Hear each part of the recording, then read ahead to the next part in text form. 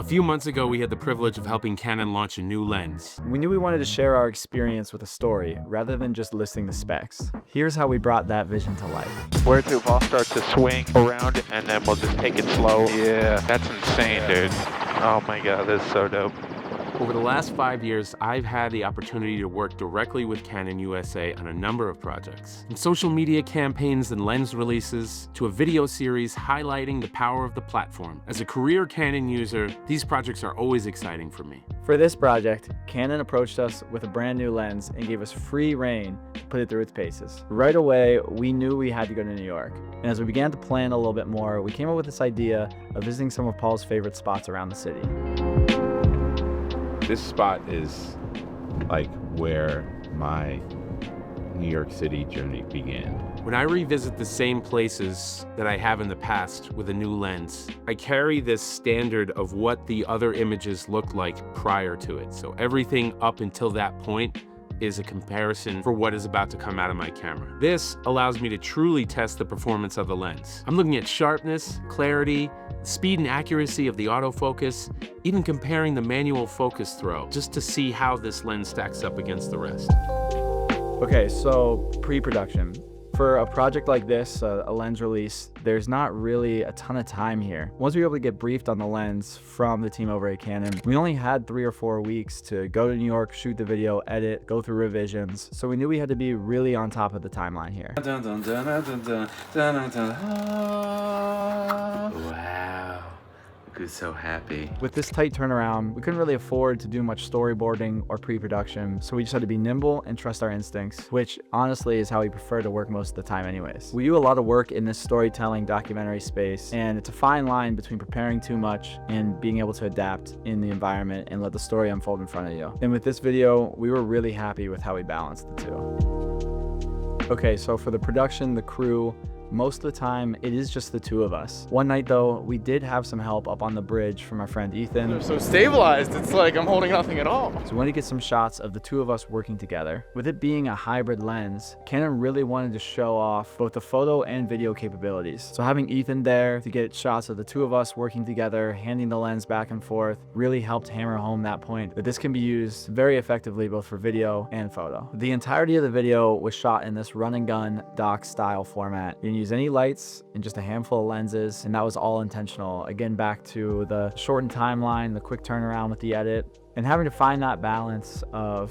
bringing along enough gear but not bringing in too much that it gets in the way. Luckily, this lens is a part of a larger set, so we just brought along all the primes, and that's what we ended up going with. The idea from the start was always to make a video to test this lens, to put it through its paces. Now, we didn't really have any idea of what we were getting into, so as we were shooting, we were learning about this lens. All these places that we went to, these locations around New York, were proven testing grounds for specific reasons. For the George Washington Bridge, we were testing manual focus and long exposure and framing. Woo! Wow, this lens is wide enough to get your finger in the shot. For the Manhattan Bridge, we were testing how well it held up in a dynamic shooting situation, like a moving, vibrating bridge. And for Jersey City, we wanted to do a comparison between the 20mm and the 24mm, showing you exactly how much more space you were getting in the frame with this new lens. So while this lens did great throughout all of these different shooting locations, the only thing left for us to do was to bring it to the place where we know a lens can be made or broken, and that's in a helicopter. I've been an aerial photographer for over a decade, and a lot of it has been spent over New York City, so this was the absolute perfect place to put this lens to the absolute limit of its performance capabilities. So this couldn't just be any golden hour sunset flight. What we knew we wanted to do was to shoot a night flight. Now, shooting in a helicopter in general is difficult. For a shooter, for a lens, for a camera, there's a lot going on. What we knew that we needed to do in order to really highlight the power of this lens was to shoot at night. Now, if being in a helicopter wasn't hard enough, there's no tripod, there's no bracketing, there's no long exposure, handheld, in the dark. This is the proving ground for one-shot, high-speed performance. LaGuardia Tower, checking in, going to Midtown. All right, let's see how these lenses stack up. Yeah, oh my God, this is so dope. When we do a look down over one Vanderbilt, that's insane, dude. That was great. That was really great. Every time we go on a flight, there are a handful of goals or priorities. Sometimes it's shooting our subject outside the helicopter, sometimes it's shooting Paul. In this case, it was both. So right away, I knew I would be shooting this project handheld. All right, cool. Typically when we're up on a flight, Paul is sitting back left and I'm sitting up in the co-pilot seat. This allows me to lean out, be a little more mobile, so I can shoot Paul, I can shoot our subject outside, and even go back and forth if need be, all in the same shot. And as backup, we had rigged up a stationary R5 in the back, focused on Paul to catch any reactions that I might miss while I'm shooting out the helicopter. I'm gonna switch to the 24 now for the record. You know what I mean? For those that are listening, keeping score at home. And a big part of these reactions is the audio. A few years ago, we finally were able to figure out how to record audio in the cockpit, and we have not looked back since. It makes such a huge difference with these videos. It adds so much personality, so much more context to what's happening up there, and really can help make the viewer feel like they're up there with us. So after this pass, Brian, can we do Times Square? Okay. And maybe we can approach that like if we go once we pass the Empire and we go north a little bit and then tuck around that way. It's really hard to explain to someone what it is like to fly and film up in a helicopter, and having this audio does a great job to show, you know, what we're going through, how we're communicating, how technical it can be. Where to, Paul? Brooklyn Bridge. Brooklyn Bridge, okay. Yeah, if we just want to now start to swing around and then we'll just take it slow. All right. You want to get a little lower? Yeah, even right here is perfect. Yeah, this is gonna be a sick shot. There really is no substitute for the audio. These days, we're recording audio on every single flight we go on, even if the project doesn't call for it. In all projects like this, we have a suggested runtime for how long these videos should be. As we were starting to edit this and find the true thread of the story, we realized that we were going to be going beyond that of which was the recommended runtime.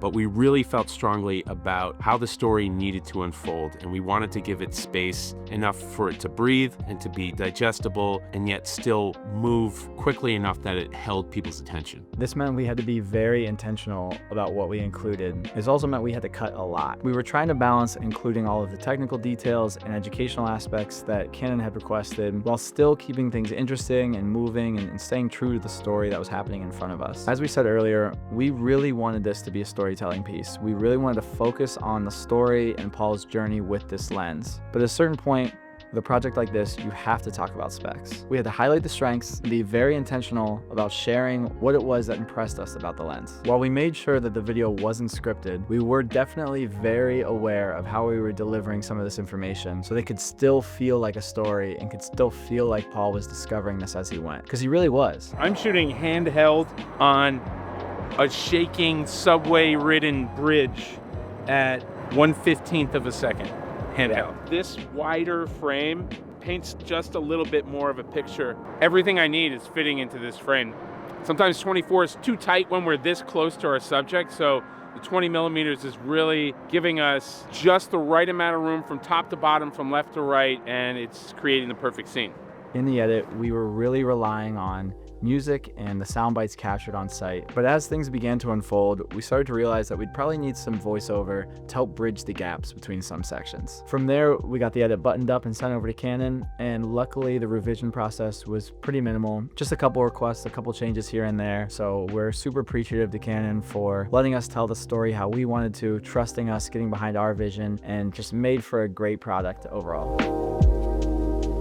Overall, we felt like this was an incredible project. The output of the video, we were extremely proud of and happy, and we're always happy when a client is happy. I think the most surprising thing was how impacted we were by how good this lens was. We spend a lot of time capturing our reactions because we think that's important, and I would say that we downplayed our reaction to the quality of the images and video that we were getting. If anything, we had to redo one or two reactions because Paul was just genuinely so excited so many times. I couldn't afford to just be rolling the entire trip. I remember going through the photos after the helicopter flight in the hotel room and just being absolutely blown away by how sharp throughout these images were. These images that I'm taking from a helicopter are sharp like I'm on a tripod. Like, this is ridiculous. Keep in mind, this was a 20mm lens, and I was just zooming and zooming and zooming in on these pictures, and the clarity held throughout the entire frame from corner to corner at 1.4 at night, shot from a helicopter, handheld. And this was amazing to us. It was really rewarding to be on a project where we didn't feel like we had to manufacture reactions or like, oh, okay, let's take another take, but sound more excited about it. Like, this was genuine, this was candid, these were all true reactions in the field in real time to what we were seeing. And then once we got it onto the computer, that was reinforced 10 times fold. So it was an incredible time discovering with this lens and making this project for Canon. If you've made this far in the video, we just want to say thank you. We hope that it was an enjoyable learning about the process and what it takes to make these product videos for large companies. A few things coming up. We'll be working on capturing some behind the scenes looks into what it takes to create my next book, which will be coming out in fall of 2026. So we're super excited about that. We'd love to hear if you have any questions about what it's like to be in a helicopter, what it's like to work as a team, what it's like to create a campaign for a company. All of these things are open for discussion, and we look forward to seeing you around here a little bit more. Nice, crisp shot of Times Square. Everything's legible, people, everything. But this wasn't a telephoto. No, my friend. This is for a 20mm. Yo! Dude! Look at this. Look at this. Wafers. Because this guy over here, Captain Runaway, drops the whole bag on the floor. 2 cherished wafers. Gone. You will not fall in vain, my friends. Oh, yeah. Oatmeal raisins. Cinnamon raisins. Cinnamon raisins. What are you Same, talking same. about? No, not same. Definitely not same. Oh my God, that is crazy. It's crazy!